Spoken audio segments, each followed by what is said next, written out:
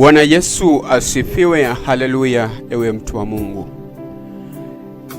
karibu katika wasaa huu wa neno la Mungu pamoja na maombezi, ambapo uko nami. Mimi ni mwalimu Amos Leonard. Katika muda huu tutaenda kuona namna ambavyo unamhitaji Mungu, na ni kweli mhitaji Mungu, yeye atakufanyia makubwa. Yawezekana kuna shughuli nyingi ambazo zinakupa ubize. Sikatai kufanya kazi hizo, kwa sababu lengo kubwa la Mungu kumuumba mwanadamu ilikuwa ni kutawala. Na ninavyozungumza kutawala ni sawasawa na target ile ambayo Mungu alifanya katika ndoa. Target ya Mungu kufoweka ndoa ilikuwa ni kwamba ili watu waijaze dunia. Ni sambamba na namna ambavyo Mungu alimuumba mwanadamu ili aweze kutawala. Na kutawala inamaanisha unaweza kutawala uchumi wako, ukatawala fedha, ukatawala rasilimali ambazo zinakuzunguka. Si jambo baya, ni jambo la heri. Ila utofauti unakuja pale ambapo unakuwa bize katika vitu hivyo na kumsahau Mungu. Pale ndipo unapoenda kinyume na matakwa ya Mungu. Ni kweli kwamba tunapaswa kutawala dunia, tunapaswa kufanya kazi za kiuchumi, lakini lengo namba moja, unatakiwa kabla hujawaza vitu hivyo, basi umtangulize Mungu kwanza, kwa sababu ndani ya kutawala huko amri hizi zimeletwa na Mungu mwenyewe.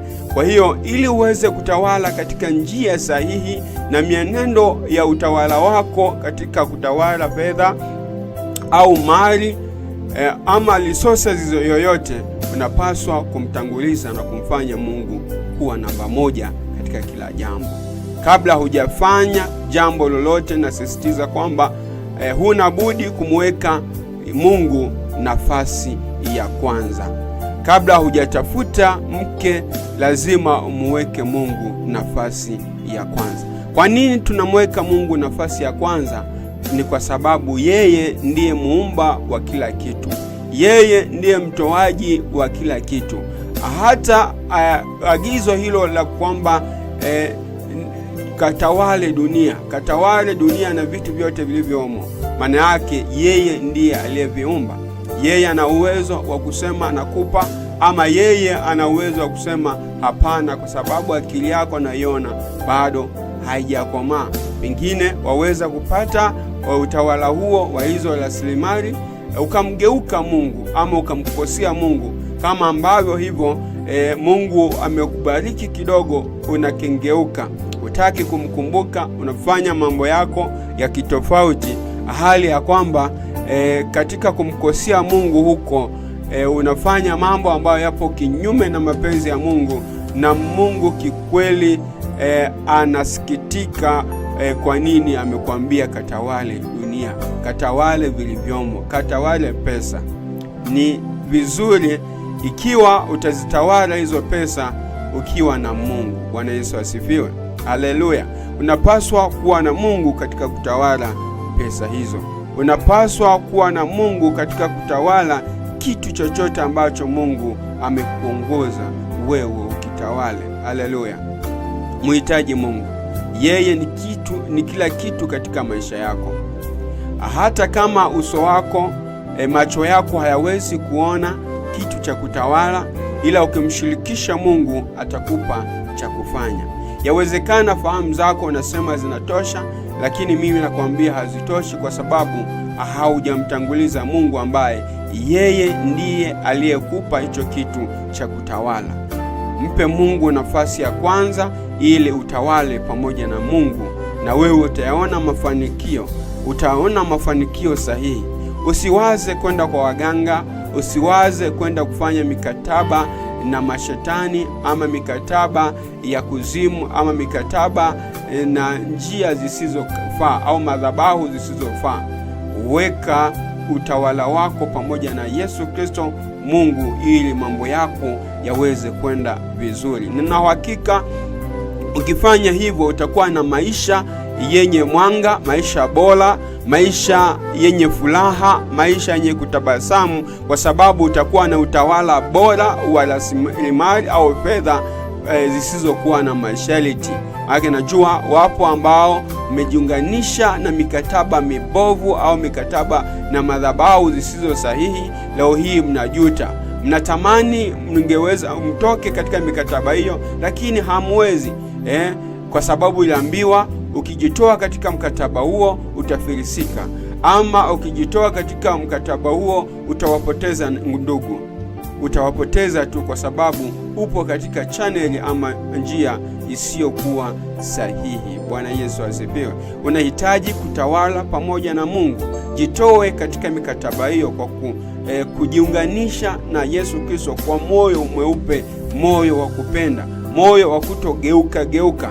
Naamini Mungu atakutetea, naamini Mungu atakupigania na atakushika na kukuongoza katika njia zilizokuwa sahihi.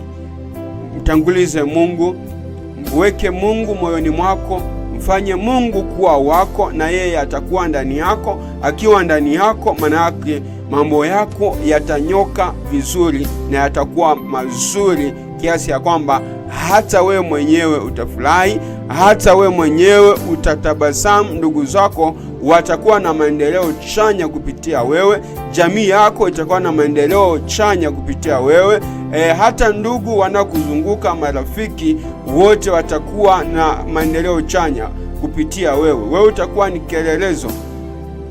Mpe Mungu nafasi ya kwanza, mshike Mungu, mpe Mungu nafasi ya kwanza katika kila jambo ambalo unalifanya, liwe ni mambo ya kielimu, mambo ya kutawala.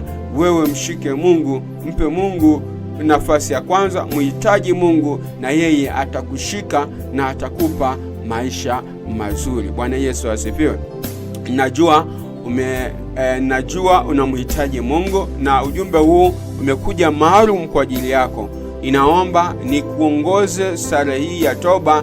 Hii ni kwa ajili ya kukuunganisha wewe na Yesu Kristo ambaye atakupa maisha mazuri.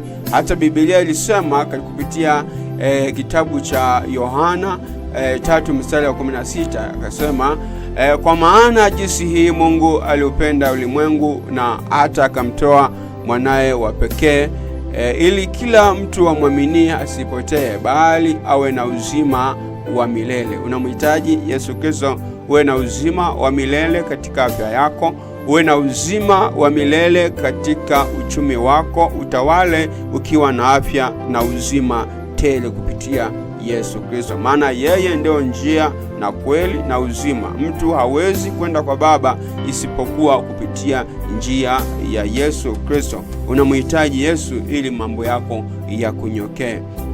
Hauhitaji waganga, kwa sababu waganga nao wanamhitaji Yesu Kristo. Waganga hawajitoshelezi, wachawi hawajitoshelezi, madawa hayajitoshelezi. Yesu Kristo pekee anajitosheleza ili aweze kukupa nuru, mwanga, nguvu na uelekeo wa kwenda katika njia sahihi. Bwana Yesu asifiwe. Rudia maneno haya ili nikuongoze sala ya toba. Bwana Yesu, Mungu mzuri, Mungu aliye hai na Mungu mwaminifu ambaye ukiahidi unatenda. Nimekuja kwako, mimi ni mwenye dhambi. Nilijisahau sana kuona kwamba naweza bila wewe. Kumbe nilikuwa najidanganya. Siwezi bila wewe. Ninaweza ikiwa Mungu utanishika mkono. Ninaomba unisamehe. Nimekutenda dhambi siku nyingi sana. Bwana Yesu, ninaomba unipokee. Bwana, ninaomba unisamehe dhambi zangu zote.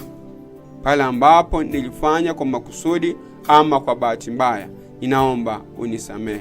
Nitakase kwa damu yako ya thamani. Futa jina langu katika kitabu cha hukumu, liandike jina langu katika kitabu cha uzima wa milele.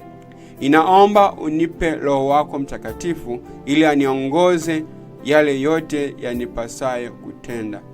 Ninahitaji kuwa wako milele na milele. Hivyo Bwana, niongoze nisirudi nyuma wala nisitende dhambi tena. Ninakushukuru Yesu kwa kuwa umenisamehe. Asante Bwana kwa kuwa umenisamehe.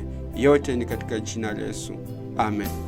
Ndugu ambaye umeomba pamoja na mimi, ninaomba ufumbe macho yako niweze kukuombea.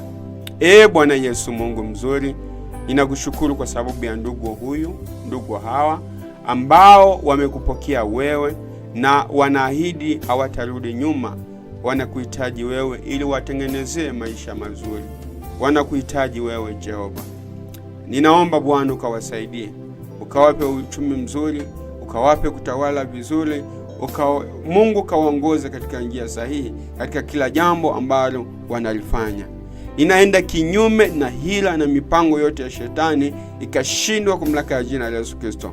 Ninaomba Bwana uwepo wako katika maisha yao usipungue. Mungu Baba, Mungu Mwana na Mungu Roho Mtakatifu wakawe ndani yao, wakiwasaidia katika kutenda, katika kufanya na katika kila jambo, huku jeshi lako la malaika, damu yako na moto wako vikiwazingira, vikiwa pamoja nao kwa namna mbalimbali, kwa maana ya ulinzi na mambo mbalimbali.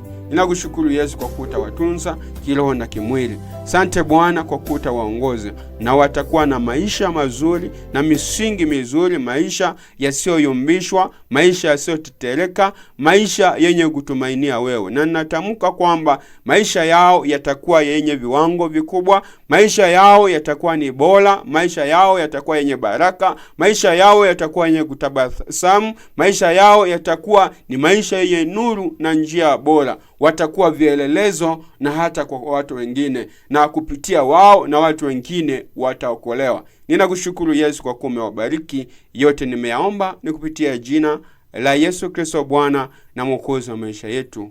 Amen. Ndugu ambaye umeomba pamoja nami, Mungu akubariki sana.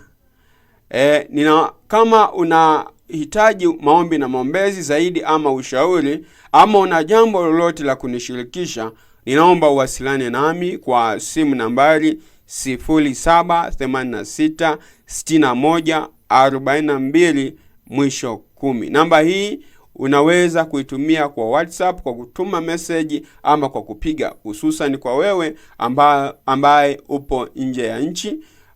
Kwa wewe ambao uko ndani ya nchi hii ya Tanzania, unaweza kutuma message ya kawaida ama ukapiga moja kwa moja kwa njia ya kawaida, na tutaweza kuzungumza na kuwasiliana ili tuweze kukuhudumia kwa moyo wa kupenda. Mungu akubariki sana. Ninaomba ushiriki ujumbe huu na kwa watu wengine ili waweze kubarikiwa. Yule ambaye ni target ya kimungu afikiwe kupitia ujumbe huu. Bwana Yesu asifiwe. Lakini pia unaweza kusubscribe, kufuatilia channel hii ya YouTube kwa kubonyeza neno subscribe kwenye akaunti yako ya YouTube, kwenye akaunti yetu hii, kupitia simu yako au kompyuta yako au kifaa chako, uweze kutufuatilia, na sisi tuko hapa kuweza kukujenga kiroho na kupeleka katika ufalme